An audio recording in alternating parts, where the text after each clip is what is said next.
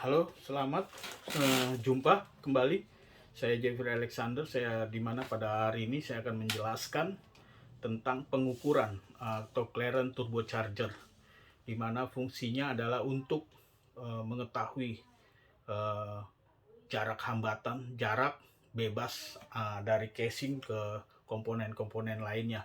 Fungsinya apa? Untuk mengetahui eh, nilai hambatan-hambatan yang dialami oleh impeller dan komponen-komponen lainnya, terutama dan di turbocharger itu sendiri. Oleh karena itu, pada kesempatan ini saya akan menjelaskan uh, pengukuran-pengukuran tersebut.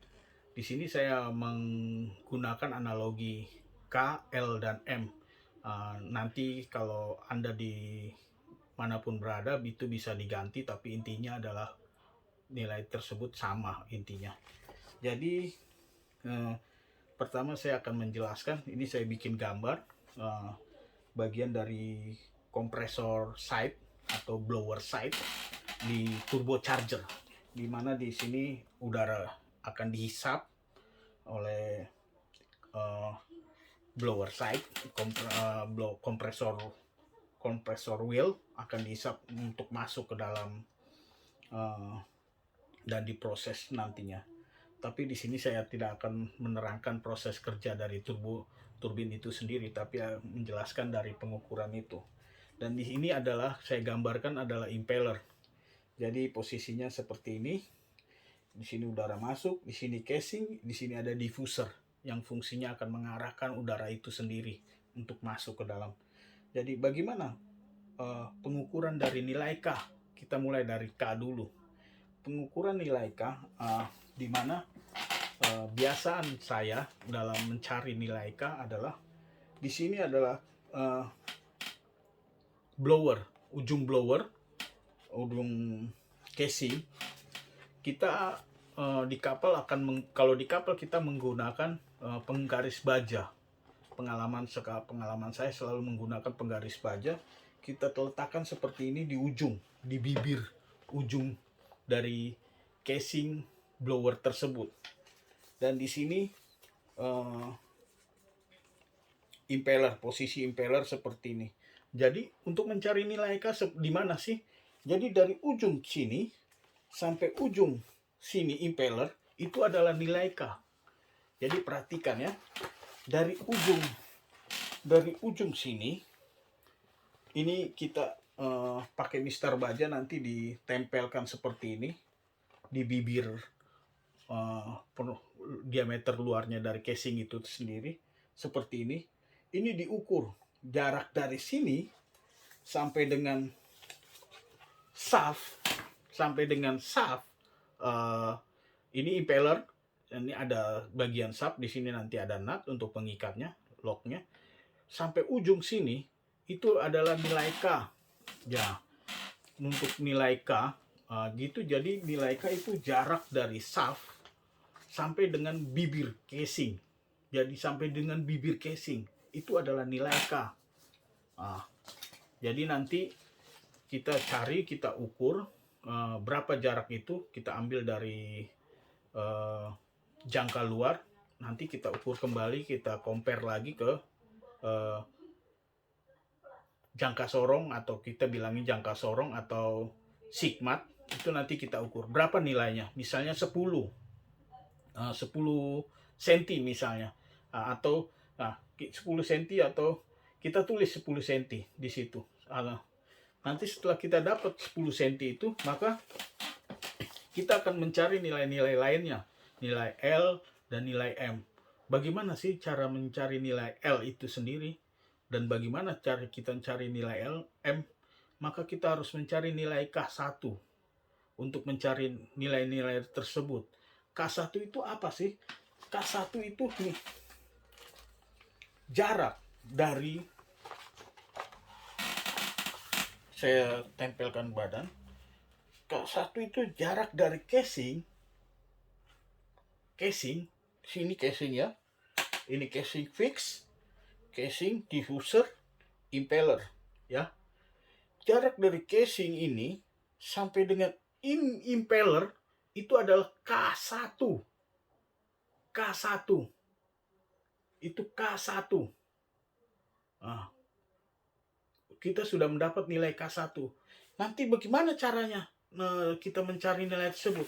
Jadi di bagian turbin side-nya itu kan ada tool, ada special tool kita, lifting ice nut. Jadi di sini ada drat di sub propeller. Saya nggak bikin impellernya lagi ya, kita nggak usah bikin lagi. Tapi saya rasa udah pada paham ya. Ini dratnya, ini nutnya itu kita pasang. Nah, nanti kita dorong.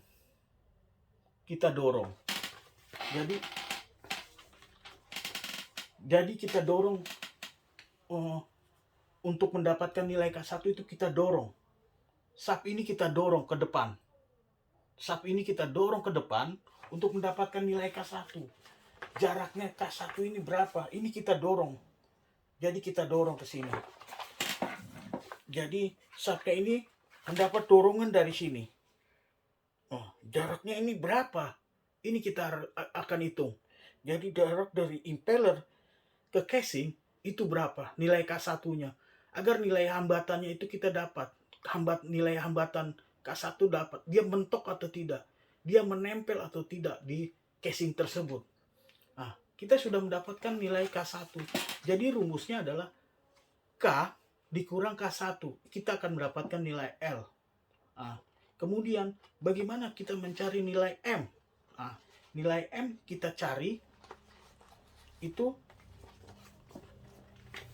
kita kembali lagi ke bagian turbin side-nya. Nilai M kita cari sub turbin di bagian turbin ini, itu kita harus menarik. Jadi kita tarik ini sub turbin ini. Kita tarik. Jadi nanti dia akan posisinya seperti ini. Jadi kalau dia begini, dia akan tarik ke sini. Cep. Nah, nilai K1 ini apa sih? K1 ini jarak antara ujung impeller ini dengan bagian belakang casing. Bagian belakang casing ini. Jadi seperti ini posisinya nanti. Jaraknya ini berapa? Dari ujung ini ke sini berapa? Itu berarti kita sudah mendapatkan nilai K2. Itu kita mencari K2 jadinya. Kita dapat K2. Kita sudah mengetahui K2. Jadi kita tinggal cari K2 nilai K dikurang K2 menjadi M. M itu apa? M itu jarak impeller di belakang tadi ini, dengan dikurangi dengan nilai K itu tadi. Jadi K2 itu adalah jarak impeller di bagian belakang impeller ini dengan casing di belakang ini. Itu nilai K2. Diingat itu. Nah, jadi rumusnya adalah M sama dengan K dikurang K2. Nah, jadi itu. Jadi kalau kita pengukuran sudah dapat nilai K, maka kita tinggal mencari L. L itu adalah rumusnya K dikurang K1. Nah, kemudian kita cari lagi K2. K2 sudah mendapat. Oke, kita cari K dikurang K2. Kita mendapatkan M. Nah, setelah kita mendapatkan itu, maka kita mendapatkan nilai L dan M. Jadi kita akan mendapatkan nilai jarak bebas. Jarak bebas masing-masing dari bagian depan dan bagian belakang turbin blades tersebut, impeller tersebut, khususnya di bagian blower atau kompresor well. Itu kita akan mendapat. Jadi nilai hambatannya berapa. Jadi jangan sampai kompresor well itu menempel bagian belakang atau menempel pun bagian casing bagian depan. Itu tidak baik karena akan merusak dari turbin itu sendiri. Saya rasa demikian penjelasan saya. Semoga bermanfaat untuk yang mendengarkan, dan terima kasih. Sehat selalu.